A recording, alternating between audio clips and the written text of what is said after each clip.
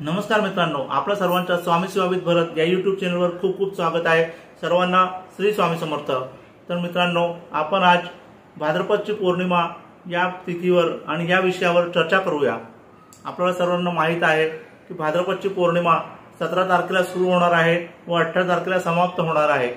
तर भाद्रपदची पौर्णिमेला आपण उपवास करायचे आहे आणि या दिवशी आपण कशा प्रकारे पूजा करायची आहे याबद्दल आपण चर्चा करूया। भाद्रपदची पौर्णिमेला पितृपक्षाची सुरुवात होत असते। या दिवशी आपण पूजा केल्याने आणि पितृंचे श्राद्ध काढल्याने पितृतृप्त होत असतात। पितृदोषापासून प्रत्येकाला पूर्णपणे मुक्ती तर मिळणार नाही, परंतु पिंडदान केल्याने पितृपक्षामध्ये पिंडदान केल्याने प्रत्येकाला पितृदोषापासून थोडाफार प्रमाणात मुक्ती मिळत असते आणि पितृ आपले तृप्त होत असतात आणि आपल्याला आशीर्वाद देत असतात। तर या पौर्णिमेचं फार महत्त्व आहे। जसं प्रत्येकाला माहीत आहे का आपण कुठलाही माणूस आस्तिक असो नास्तिक असो, देवाला मानणारा असो किंवा नसो, लहान असो मोठा असो, परंतु प्रत्येकाच्या जीवनावर तिथींचा फार मोठा प्रभाव पडत असतो। त्याच्यात महत्त्वाची तिथी म्हणजे पौर्णिमा व अमावस्येच्या दिवशी समुद्राला आवटे आणि भरती येत असते। जर अमावस्या आणि पौर्णिमेचा एवढा मोठा समुद्रावर असर होत असेल तर आपल्या जीवनात, मनुष्याच्या जीवनात याच्यावर असर होणार याच्यामध्ये तिळमात्रही शंका नाही। तर या दिवशी आपण कशा प्रकारे पूजा करायची, या दिवशी किंवा याच्या आदल्या दिवशी स्त्रियांनी लवकर उठून त्यांचे केस स्वच्छ धुवून घ्यायचे आहे। जर पौर्णिमेच्या दिवशी धुतले तरी उत्तम, आणि धुतल्यानंतर आपण त्या दिवशी काय करायचे आहे का आपण सूर्यवंशी राहायचं नाहीये, आपण लवकर उठायचं आहे। लवकर उठून आपण स्नान करायचं आहे। स्नान झाल्यानंतर आपण सूर्याला अर्घ्य द्यायचा आहे। सूर्यदेवाला अर्घ्य दिल्यानंतर तुळशीची पूजा करायची आहे। देवघरातल्या देवांना आंघोळ घालायची आहे। आणि या दिवशी विशेष लक्ष्मी प्राप्तीचा दिवस असल्या कारणाने आपण विष्णू भगवान आणि लक्ष्मी माता दोघांची पूजा करायची आहे। विष्णूची पूजा, बाळकृष्णाची पूजा आपण पुरुषुक्ताने करायची आहे। बाळकृष्णाला अभिषेक पुरुषुक्ताने घालायचा आहे आणि श्रीयंत्राला किंवा लक्ष्मी माताची मूर्तीला अभिषेक आपण श्रीसुक्ताने करायचं आहे।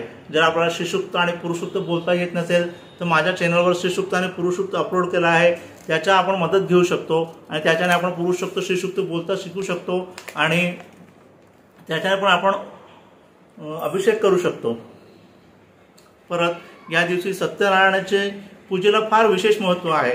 सत्यनारायणाची कथा श्रवणाने आदिदैविक, आदिबौद्धिक, आध्यात्मिक जे त्रिविध ताप आहे मनुष्याच्या जीवनात विविध जे काही इडापिडा आहे आणि विविध ताप आहे ते सर्व ताप आणि सर्व इडापिडा निघून जात असते। तर सत्यनारायणाची पूजेचं फार विशेष महत्त्व आहे।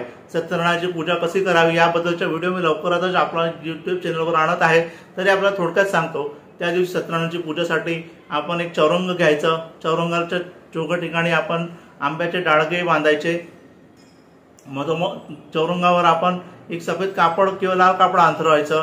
मधोमध गव्हाच्या पुंजकं करायचं। त्याच्यावर एक कळस ठेवायचा, कळसामध्ये पाणी भरायचं। त्याच्या कळसामध्ये आपण पंचपल्लव ठेवायचे। पंचपल्लव म्हणजे आंबा, पिपळ, वड, जांभूळ याप्रमाणे आपण पंचपल्लव ठेवायचे। त्याच्यानंतर नागोरीचे पान ठेवायचे। त्याच्यावर एक ताट घ्यायची, ताटामध्ये आपण तांदूळ भरायचे आणि मधोमध बाळकृष्णाची मूर्ती ठेवायची।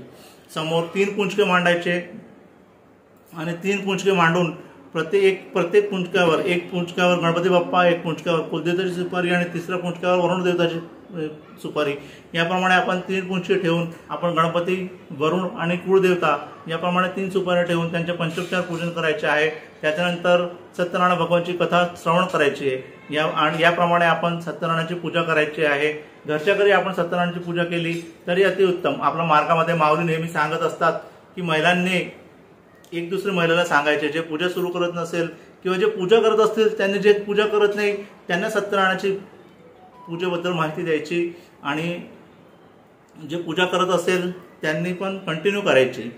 परत ज्याला बाहेरगावी कुठलं कारणास्तव जावं लागलं तर जर पूजा करणं शक्य नाही झालं तर त्यांनी उपवास सोडू नये, त्यांनी सत्यनारायणाचा उपवास करायचं आणि मनच्या मनी सत्यनारायण देवताची पूजा करायची आणि सत्यनारायण भगवानची कथाचं श्रवण करायचं। हे कथा श्रवणाचे अतिउत्तम लाभ आहे। तर त्या दिवशी आपण घराच्या उंबरठ्याचं पूजन करायचं।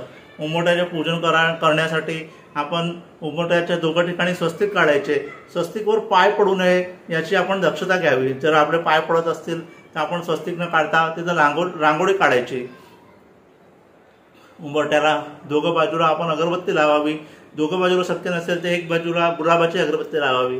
उंबरठा महकत असेल तर आपलं घर परिवार सुगंधाने महकत राहील, खिळत राहील, घरामधली कळह नाश होईल आणि लक्ष्मी स्थिर होणार। आपण असं नाही का पौर्णिमेच्या दिवशीच उंबरठ्याची पूजा करायची आहे, आपण उंबरठ्याची पूजा दररोज नित्यसेवामध्ये करायची आहे। उंबरठ्याची पूजा ज्या घरामध्ये होत असते त्या घरामध्ये लक्ष्मी हळूहळू स्थिर होत राहते आणि घरामध्ये अन्न आणि धान्याची तथा धनधान्याची कधीही कमी पडत नाही, हे अनुभवी सत्य आहे। जर तुम्हाला माझा विषय आवडत असेल तर माझ्या व्हिडिओला लाईक, शेअर आणि सबस्क्राईब करा। परत पौर्णिमेच्या दिवशी आपण या प्रकारे पूजा करून पुण्य अर्चन करायचं आहे, पुण्याची प्राप्ती करून घ्यायची आहे आणि धन स्थिर करून घ्यायचं आहे, धनाची प्राप्ती करून घ्यायची आहे। तर झालेली सेवा स्वामीचरणी अर्पण करतो। श्री स्वामी समर्थ।